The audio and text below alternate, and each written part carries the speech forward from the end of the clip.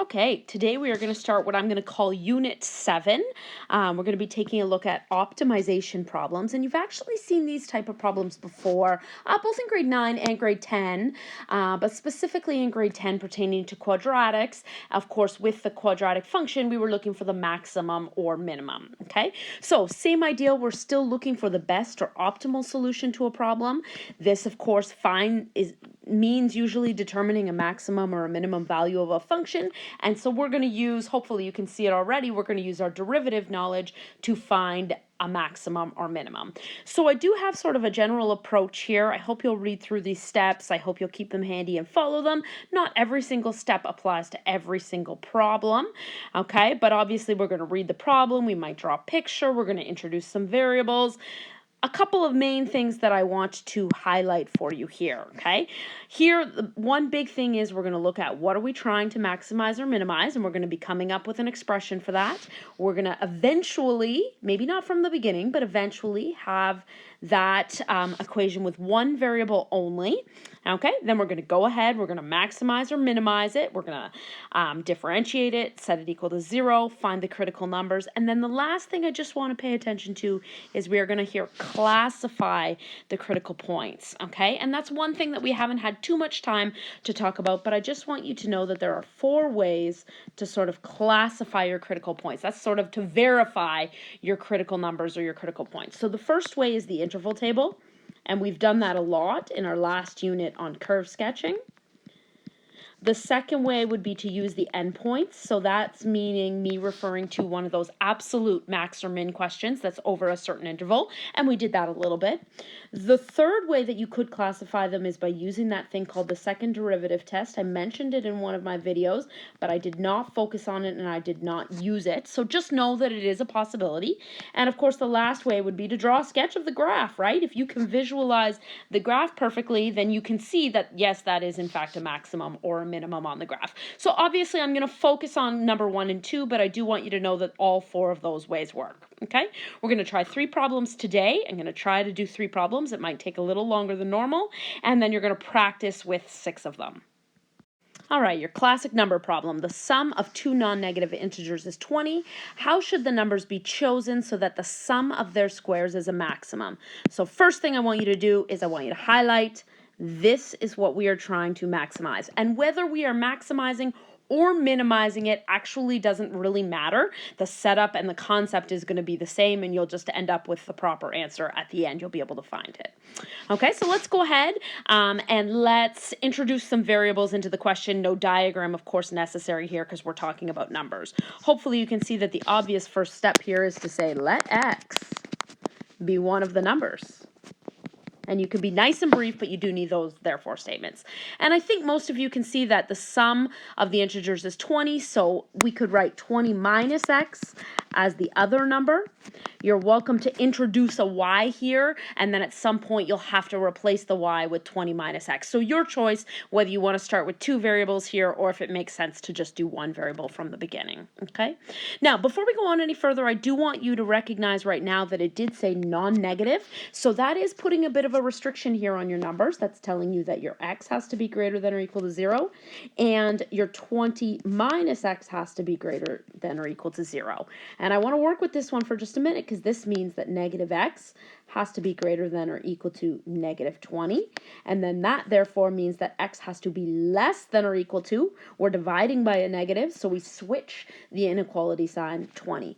So in other words, what I'm telling you here is that x has to be between 0 and 20, okay? So this actually is kind of like an absolute max or min question where you were given restrictions on the number. So we're going to treat it like one of those absolute max min questions, okay? So that's sort of my setup. Note I have quantities defined, I have everything actually already in one variable, and now I'm ready to sort of create my equation that I'm looking to maximize or minimize. So in this case, we're looking to maximize.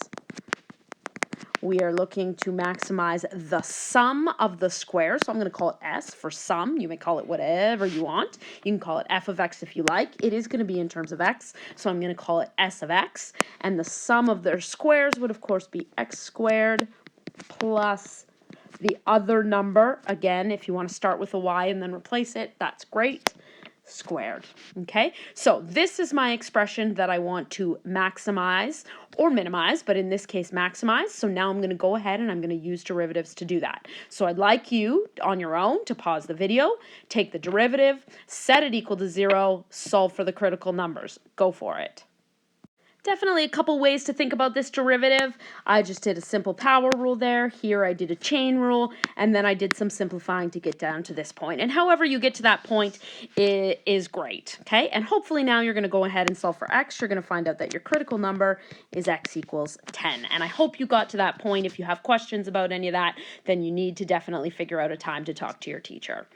Okay, so critical number is 10. We are treating this like an absolute max-min question. So we don't need to make an interval table. We're going to check our endpoints. So we're going to check s at 0. We're going to check s at 20.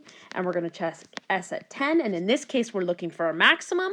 So we're going to look for which is the highest value. So go ahead and find those values.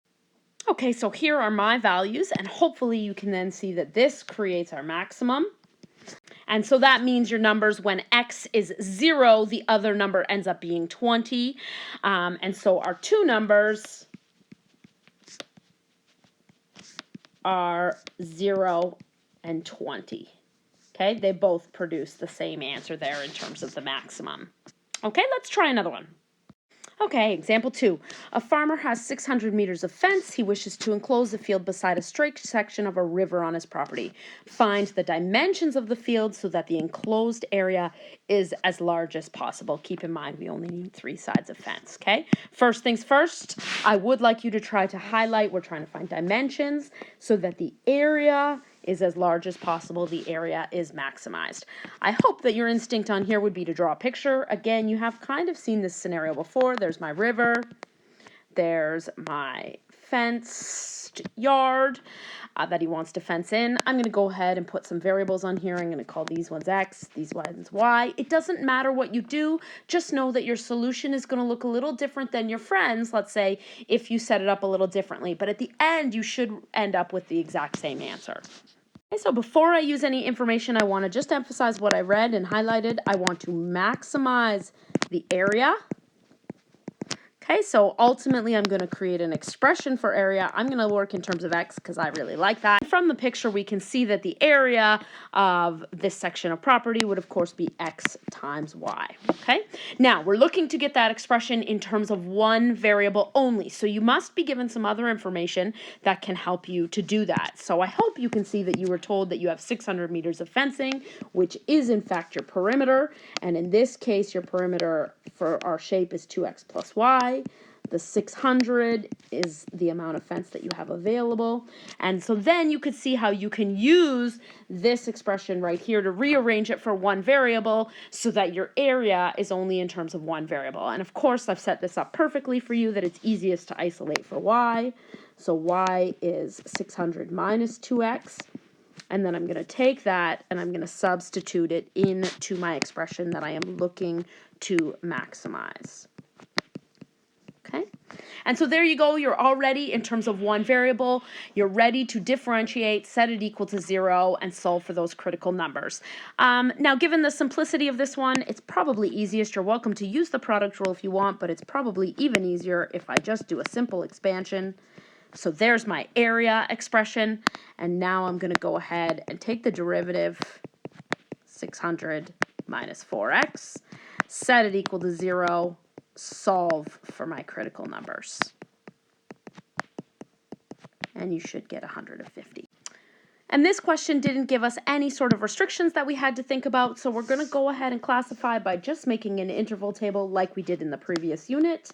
Here we're going to have our derivative.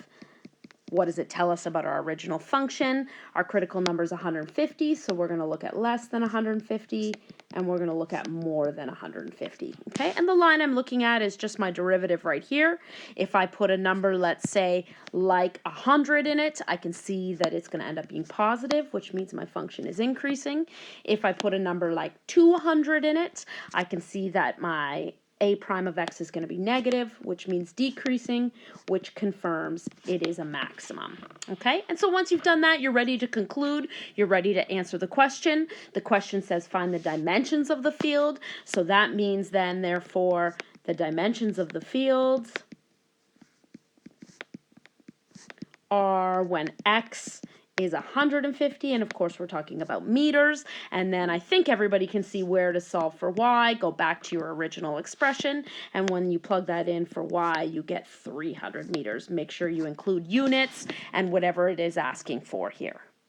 I have one more problem for you. We often do this one in class. It's a little bit more of a tricky one, but I do want to show you how to build in cost into this one. And this one actually has a little bit more challenging of a derivative to take a look at, okay?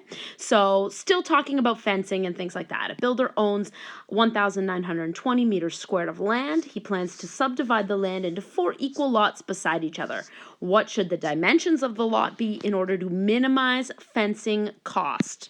Okay, and again, I want you to understand this is what we are trying to minimize. That is the equation that you need to create with one variable. And then you're given the details about the fencing. The side and back fencing costs 50 meters and the front costs 20 meters. Okay, so I'd like you to go ahead, pause the video, and try to draw a diagram and see if you can interpret this scenario. Now, there are a lot of different ways that people do interpret it, and sometimes it doesn't work out perfectly, depending on what you see here. So go ahead and try, and then start the video and see if you interpreted it like I did.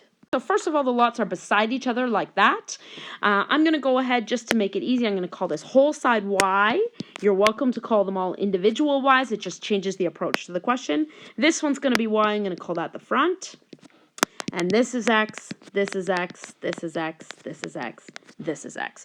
Hopefully you can see that the given information that you were given is area. And area of this shape, if you look at the whole thing, equals x times y. And so it's 1,920 equals x times y.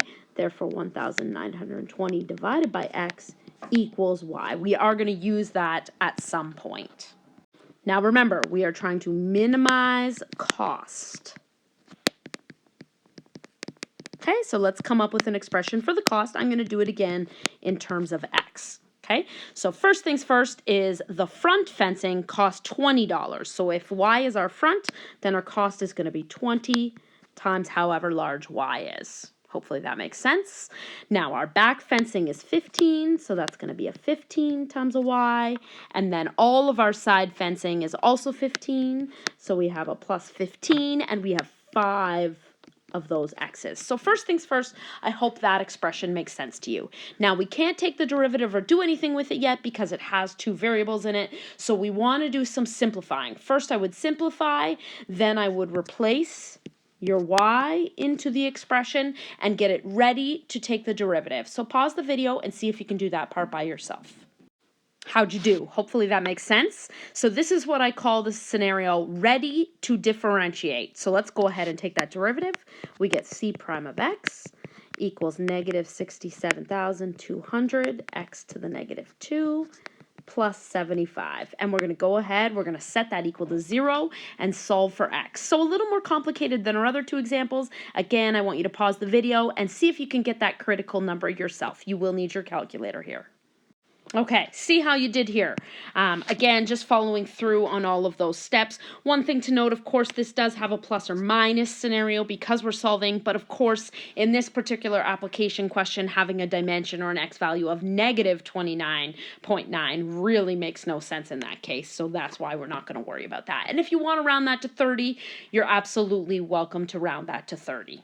Okay, so never forget that we do need to classify, so we're checking our critical number of 29.9. We're doing x is less than 29.9 and x is greater than 29.9. We're checking that in c prime of x. I'm going to go back to probably this line right here to punch the buttons into my calculator if I need to, or do the work in my head.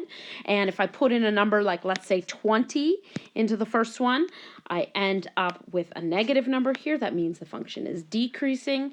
Here I put in a number like 35, and I ended up with a positive number right here, meaning that my function was increasing, confirming that I did, in fact, achieve a minimum. So then we just go ahead and conclude. A couple different things you can say here depending on what you read in the question. So you can either talk about the whole overall field, which is 30 by 64 meters, or it does say the dimensions of the lots. So you might want to talk about each one. So then each one is 30 by, this ends up being 16, right? If I just take the whole 64 and I divide it by 4 right there. Okay, so you're going to need to practice these. They do take some time, and there's about 6 of those practice questions for you.